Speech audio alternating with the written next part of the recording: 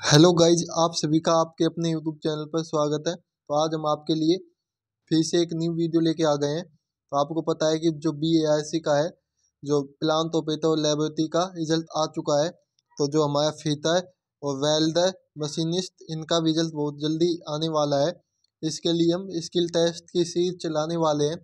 आपको रेगुलर एक वीडियो देखने को मिलेगी।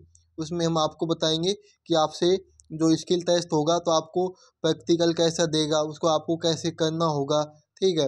और जो प्रैक्टिकल होगा उसमें आपसे कौन कौन से क्वेश्चन पूछे जा सकते हैं, ये सभी के बारे में हम डिस्कस करेंगे, एकदम एक्सप्लेन करेंगे एकदम डिटेल में, ठीक है। तो आगे चलते हैं हम।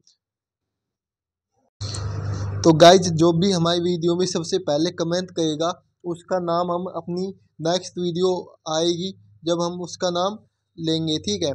तो सभी लोगों को वीडियो में कमेंट करना है कि वीडियो कैसी लगी। तो जो भी सबसे पहले कमेंट करेगा हमारी वीडियो में, उसका नाम हम अगली जो वीडियो हमारी आएगी उसमें हम उसका नाम जरूर लेंगे, ठीक है। तो गाइज, आज हमने आपको बताया है कि हम आज क्या करवाने वाले हैं। जो आपका प्रैक्टिकल है फीटर, मशीनिस्ट और वेल्डर का, वो कैसे होता है और आपको कैसी जॉब दी जाती है, उसके बारे में डिस्कस करने वाले हैं। तो यहाँ पे आप एक इमेज देख सकते हो। ऐसे ही आपको वहाँ पे भी एक ड्राइंग दी हुई होगी जो कि आपको उसकी जॉब बनानी होगी, ठीक है। तो इसमें आपको क्या दे रखा है, ये ड्राइंग दे रखी है। ये क्या करना है इसमें, इस ड्राइंग का नाम हो जाएगा, क्या हो जाएगा, स्क्वायर एंड ट्राइंगल फिटिंग। यानी इसमें स्क्वायर भी है और ट्राइंगल भी है, तो इन दोनों की हमें फिटिंग करनी है। इसमें हमें क्या करना होगा, देखो इसकी ड्राइंग दी हुई है, ये माप दे रखी है, ठीक है। ये माप दे रखी है और ये माप यहाँ से यहाँ सेम हो जाएगी। तो ये 8.5 दे रखी है, ये 20 दे रखी है, ये 8.5 दे रखी है। ये यहाँ से लेके यहाँ तक कितनी 28 दे रखी है, ये 20 दे रखी है, ठीक है। तो सबसे पहले आपको इस जॉब को बनाने के लिए आपको क्या करना चाहिए, आपको सबसे पहले एक फ्लैट है वो आपको दी हुई होगी, ठीक है। क्या ये जैसे कि फ्लैट दी हुई है, इसके ऊपर आपको मार्किंग करनी है। तो मार्किंग आप कैसे करोगे, मार्किंग आप दो तरीकों से कर सकते हो इसके ऊपर। तो सबसे पहले तो आपको जैसे कि जो आप स्किल टेस्ट देने जाओगे तो वहाँ पे आपको हमेशा 1 ईयर हाइट गेज मिलेगा, उससे हमेशा मार्किंग करनी है। क्या मिलेगा, 1 ईयर हाइट गेज मिलता है, ठीक है। उसी से आपको हमेशा मार्किंग करनी होती है। तो आपको उसी उसको चलाना आना चाहिए, ठीक है। अगर आपने 1 ईयर कैलिपर कभी भी चलाया होगा या आपको 1 ईयर कैलिपर के बारे में पता होगा, तो आराम से आप जो 1 ईयर हाइट गेज है वो चला सकते हो, क्योंकि वो सेम होता है, वो दोनों सेम होते हैं। बस अंतर इतना होता है, जो आपका वैसा 1 ईयर कैलिपर होता है वो कैसा होता है, वो हॉरिजॉन्टल होता है, मतलब सीधी माप लेता है, ठीक है। ऐसे माप लेता है जैसे कि हमारा जो 1 ईयर कैलिपर कैसे माप लेगा, हॉरिजॉन्टल माप लेता है। लेकिन जो आपका हाइट गेज है ना, वो आपको आपकी वर्टिकल माप लेगा। कैसी, वर्टिकल माप लेगा, ठीक है। तो आगे चलते हैं हम लोग। तो गाइस, इसको यानी इसको बनाने के लिए आप कौन कौन सी प्रोसेस करनी पड़ेगी, वो सभी आपको जो रिटन टेस्ट है वो लिखना होगा, ठीक है। रिटन टेस्ट पे लिखना होगा। आपका पहले क्या होता है, रिटन टेस्ट होता है जैसे कि आपको ये जॉब दे दी गई है, तो अब इसके बारे में आपको लिखना है कि आप इस जॉब को कैसे कैसे बनाओगे, ठीक है। तो इसी सभी इन सभी के बारे में आपको लिखना होगा, और जो जो आप प्रोसेस इस पे करोगे वो आपको एक प्रैक्टिकल में, यानी जो आपका रिटन टेस्ट होगा उसमें आपको लिखना होगी। जो आपको शीट दी जाएगी उसमें आपको इसको लिखना पड़ता है। जैसे कि हम यहाँ पे दिखा देते हैं आपको, जैसे कि ऑपरेशन सीक्वेंस के नाम से आपको लिखना पड़ेगा। जैसे कि पहले आप क्या करोगे, ले आउट ऑफ मार्किंग, यानी इसका मतलब होता है कि आप सबसे पहले इसकी मार्किंग करोगे। क्या करोगे, इसकी मार्किंग करते हो, ले आउट ऑफ मार्किंग, इसकी मार्किंग करोगे, ठीक है।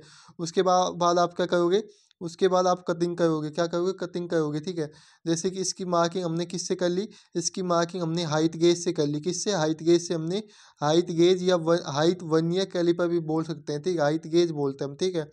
तो हाइट गेज से हम इसकी मार्किंग कर लेते हैं। हाइट गेज से इसकी मार्किंग करने के बाद आपको क्या करनी होगी, इसकी कटिंग करनी होगी। क्या, इसकी कटिंग करनी होगी, ठीक है। इसके बाद हम इसकी चेकिंग करेंगे, इसके बाद इसकी फाइलिंग करेंगे, डिविंग करेंगे। उसके बाद फिर से इसकी चेकिंग करेंगे, यूज ऑफ मार्किंग मीडिया लगाएंगे, यानी उसके ऊपर मार्किंग मीडिया होती है, आपको पता होगा, मैंने एक वीडियो बनाई है मार्किंग मीडिया के ऊपर। जैसे कि आपको चौक होता है, ये मार्किंग मीडिया के अंतर्गत आता है, ठीक है। पर्सन ब्लू होता है, ये भी मार्किंग मीडिया के अंतर्गत आता है। तो इन सभी से क्या होता है, मार्किंग मीडिया का लगाने का उद्देश्य क्या होता है, इन सभी को लगाने का उद्देश्य एक ही होता है, जैसे कि जो हम मार्किंग करते हैं, ठीक है, इसके बाद मार्किंग मीडिया के बाद हम मार्किंग करेंगे, तो मार्किंग करने से हमें क्या होगा, जो उसमें लाइनिंग होती है, जैसे कि ये मैं आपको समझा देता हूँ। जैसे कि हमारी ये कोई जॉब है, ठीक है, क्या है ये जॉब, कोई जॉब है, ठीक है। इस पे हमने क्या कर दिया, ये हमने क्या लगा दिया, चौक लगा दिया, मान लो ये चौक है, ठीक है। तो अब इस पे हम कोई भी मार्किंग करेंगे ना, तो चौक के ऊपर एकदम अच्छी तरह से आपको दिखाई देती है, ठीक है। इसलिए हम इसकी मार्किंग करते हैं। उसके बाद मार्किंग हो जाएगी आपकी। मार्किंग आप किससे करोगे, स्क्राइबर से करते हो, किससे, स्क्राइबर से मार्किंग करते हो, ठीक है। स्क्राइबर से मार्किंग करने के बाद आप क्या करोगे, उसके बाद पंचिंग करोगे, क्या, पंचिंग। पंचिंग क्यों की जाती है, पंचिंग हमेशा 3 पंचों के सहायता से की जाती है। देखो, पहला कौन सा पंच होता है, डॉट पंच। उसके बाद कौन सा होता है, पीक पंच। पीक पंच के बाद कौन सा होता है, सेंटर पंच, ठीक है। इन तीनों का उपयोग अलग अलग जगहों पे किया जाता है। तो ये बातें आपको याद रखनी है। आपको एग्जाम ना इनमें से कुछ भी पूछ सकता है। क्या पूछेगा आपसे, एग्जाम में ये भी पूछ लेगा कि जो आपकी कटिंग है, कटिंग आप किससे करोगे, तो कटिंग याद रखना हेक्सा ब्लेड से करते हो, किससे, हेक्सा ब्लेड से आप कटिंग करोगे जॉब की। ये पूछ ले कि डिबिंग क्या होती है, तो डिबिंग का मतलब पता है क्या होता है। जैसे कि हमारी ये कोई जॉब है, क्या है, ये हमारी कोई जॉब है, ठीक है। इसके ऊपर अगर जो जंग लगी हुई होती है ना, जो जंग, ठीक है, इसके ऊपर जंग लगी हुई होती है, तो इस जंग को निकालने के लिए हम डिबिंग प्रोसेस का उपयोग करते हैं, ठीक है। ये बात समझ में आ गई होगी आपको। उसके बाद क्या है, चेकिंग। चेकिंग किससे करेंगे, चेकिंग अगर आपको 9 जैसे कि ये अपना कोई जॉब है, यहीं पे बना के दिखा देता हूँ, ये कोई अपनी जॉब है, ठीक है। इसका आपका ये एंगल चेक करना है, तो आप इस एंगल को किससे चेक करोगे, ताई स्क्वायर से चेक करते हो, ठीक है। और अगर आपको इस एंगल की माप नापनी है कि ये एंगल है कितना, तो आप किस, जैसे कि अपना कोई ये है, ये क्या है, जैसे कि अ, ये आपकी कोई जॉब है, ठीक है। तो ये आपको एंगल चेक करना है कितना है, तो ये किससे करोगे, बेल प्रोटेक्टर से आप चेक कर सकते हो, ठीक है। उसे आप माप सकते हो, इससे ताई स्क्वायर से आप चेकिंग करोगे कि आपका जो एंगल है वो 90 डिग्री है या नहीं है, ठीक है। उसके बाद आपकी डिबिंग मैंने बता दिए, पंचिंग भी बता दिए, कि जो भी आपकी मार्किंग है उसको एकदम स्पष्ट यानी उसको पक्का करने के लिए हम किसका उपयोग करेंगे, पंचिंग का। यानी जो मार्किंग है उसको पक्का करने के लिए हम पंचिंग का उपयोग करते हैं, ठीक है। उसके बाद हेक्सा ब्लेड से हम उसकी कटिंग कर लेंगे। जैसे कि मान लो पंचिंग करने के बाद हमने, जैसे कि जॉब है, ठीक है, ये हमारी कोई जॉब है, इस पर हमने मार्किंग कर ली, ठीक है। उसके बाद हमने पंचिंग भी कर ली। तो अब आपको ये मटेरियल हटाना है और ये मटेरियल हटाना है, ठीक है। तो आप इस पर क्या करोगे, इस पर आप नेक्स्ट प्रोसेस क्या करोगे, कटिंग करोगे ना। उसके बाद क्या करोगे, फाइलिंग की मदद से आप इसकी कटिंग करोगे, क्या करोगे, फाइलिंग की मदद से इसकी कटिंग करोगे, ठीक है। उसके बाद आप फिर से फाइलिंग करोगे उसको फिनिश करने के लिए। उसके बाद फिर से डिबिंग, उसके ऊपर थोड़ा बहुत स्केच हो जाता है तो उसको हटाने के लिए। उसके बाद फिर से चेकिंग। उसके बाद आपकी फिटिंग हो जाएगी, ठीक है। क्या हो जाएगी, फिटिंग हो जाएगी। ये कुछ है नहीं, ये 15 नंबर, क्या है, 15 नंबर, ठीक है। ये फिनिशिंग हो जाएगी। उसके बाद नंबर पंचिंग हो जाएगी। उसके बाद सबमिटिंग, यानी हम उसके बाद जॉब को, जो हमारा जो इंस्ट्रक्टर है उसको दे देंगे, ठीक है, सबमिट कर देंगे। तो गाइज इसके बाद आपकी और भी प्रोसेस होती है। अब इसमें आपको क्या लिखना है, list of tool and equipment, ठीक है। जो भी आप टूल और इक्विपमेंट यानी उपकरण का उपयोग करोगे उन सभी की आपको लिस्ट बना के लिखनी होगी वहाँ पे।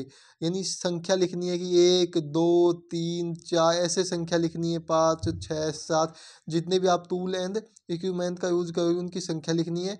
उसके बाद नेम और स्पेसिफिकेशन, इसका मतलब है कि जो टूल का आप यूज करते हो। जैसे कि फर्स्ट नंबर पे हमने यहाँ पे लिखा था hexa fame fix type 300 mm और की है यूज, ठीक है। तो ये हम लिख देंगे हेक्सा ब्लेड, ठीक है, हेक्सा ऐसे ही लिखना है आपको।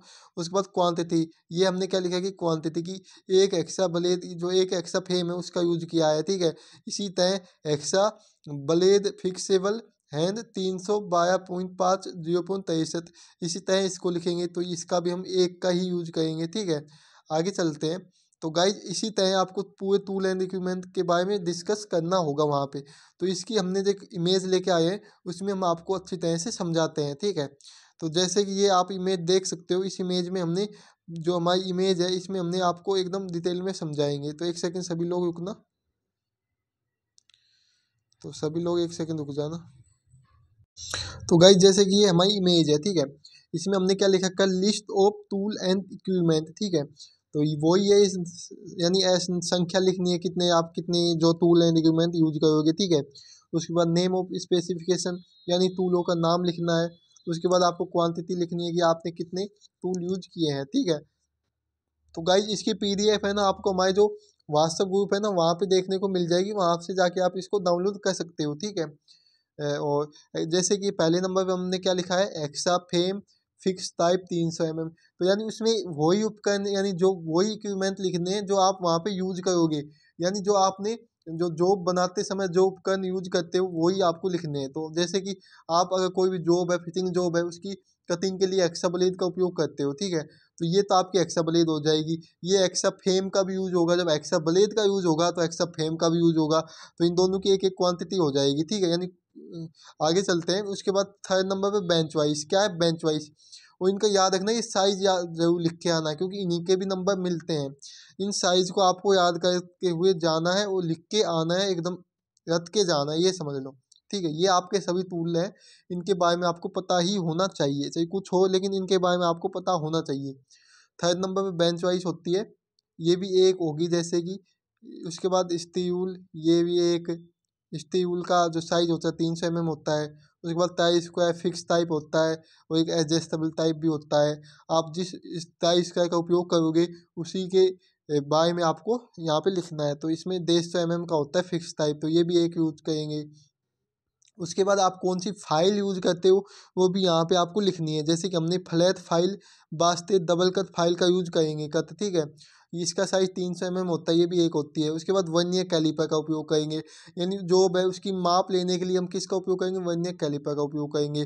तो वो इसका साइज 200 mm है, इसकी क्वांटिटी एक हो जाएगी। उसके बाद किसका उपयोग करेंगे, इसके बाद हम कहेंगे हाइट गेज का। हाइट गेज का कहाँ पे उपयोग करते हैं, हाइट गेज का हम उपयोग करते हैं जो मार्किंग है, मार्किंग करने के लिए हम हाइट गेज का उपयोग करते हैं 300 mm, ठीक है। तो ये आपकी क्या हो जाएगी मार्किंग के लिए। उसके बाद एंगल प्लेट, एंगल प्लेट का उपयोग क्यों किया जाता है, तो एंगल प्लेट का उपयोग जो जॉब है उसको सहारा देने के लिए किया जाता है। जब हम मार्किंग करते हैं ना, जो हाइट गेज की मदद से मार्किंग करते हैं, तो उसकी तो हम जब एंगल प्लेट का भी यूज करते हैं ताकि जॉब को सहारा दिया जा सके, ठीक है।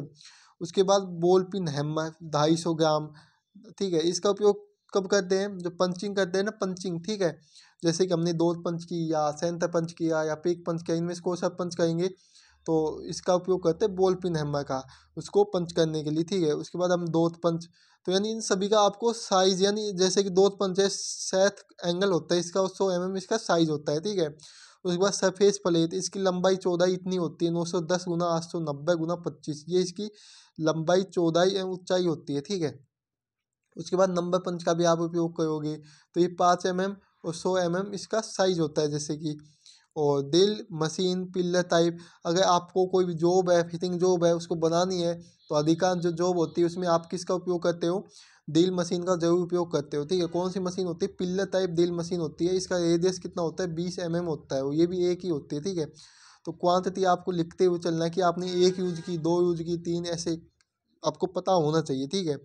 उसके बाद दिल ट्विस्ट, यानी जो आपने दिल बिट यूज की वो कौन सी की, तो वो आपने ट्विस्ट दिल बिट यूज की, तो इसका डायमीटर 10 mm है, तो एक ये भी यूज की। उसके बाद दिल लिफ्ट, इसका उपयोग जो अपनी दिल है उसको निकालने के लिए करेंगे, तो इसका भी उपयोग करेंगे।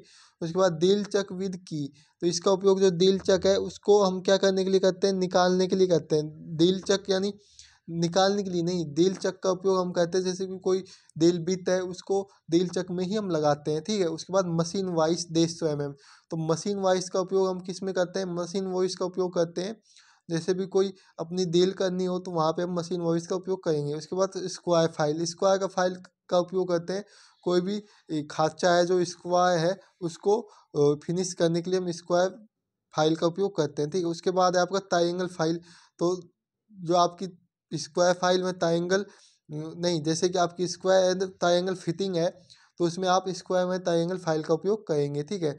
उसके बाद आपका flat file smooth double cut, तो इसका उपयोग कैसे करते हैं, इसका उपयोग आप करेंगे जैसे कि कोई भी जॉब है, क्या है जॉब है, उसको स्मूथ यानी उसकी फिनिशिंग देने के लिए हम इसका उपयोग करते हैं। अब आगे चलते हैं हम लोग।